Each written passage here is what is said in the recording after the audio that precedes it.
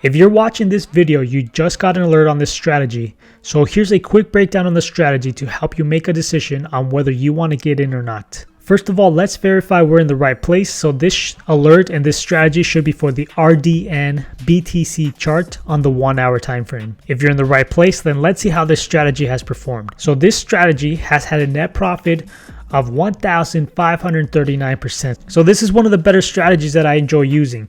We've had a total of 411 trades and we've been profitable 47.69%. That's pretty close to 50% of the time. And remember, our stop loss is at 3% and our take profit is at 5%. We've had a max drawdown of 33.29, which came recently, but we have been going up ever since. The average amount of time that you can expect to be in this trade is 17 bars, so it's pretty quick. You can be in and out on the same day, but sometimes it will last more than a day. Now, I can't say any more about this strategy on this video, unfortunately. I hope that this is enough information for you to make a decision. Remember, before you get into this trade, I know that the numbers look really good, but even when the numbers look really good, it's very important.